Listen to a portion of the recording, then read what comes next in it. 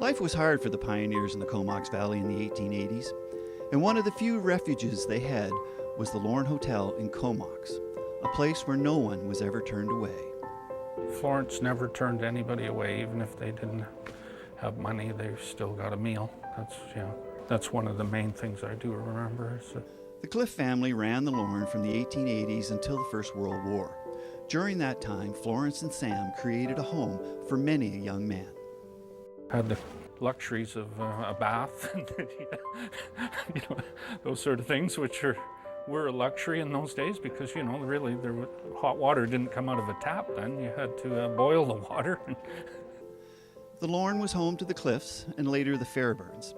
It was also home for many other individuals, but the Lorne was so much more. Maternity ward, funeral parlor, hospital, community hub.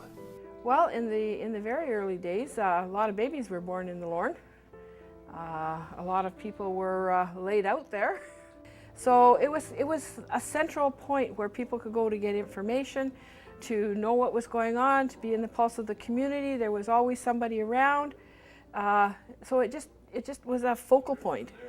Tragically, the Lorne Hotel disappeared in an overnight fire that left a smoldering, empty lot.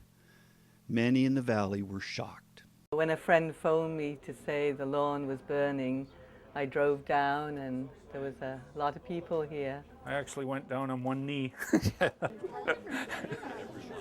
Recently, valley residents gathered to remember the Lorne in days gone by. Many spoke of the spirit of the Lorne and its place in the heart of Comox. We want to keep the spirit of the Lorne alive. The Lorne was where people went for a good night out, a good meal, great fish and chips. And when you came up from the water, you could really feel that you were 100 years ago and you just landed, and the life of the town. So, yeah, it's a great loss.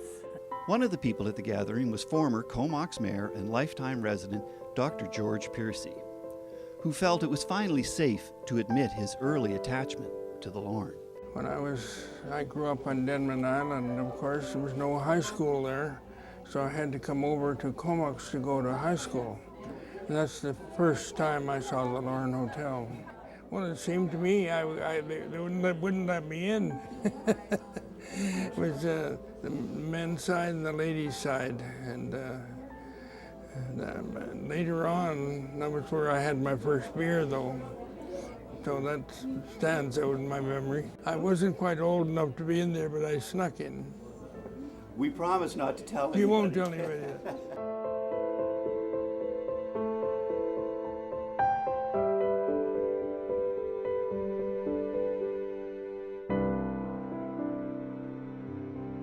For those who remember the Lorne, it is gone, but definitely not forgotten. In Comox, I'm Mark Hanley.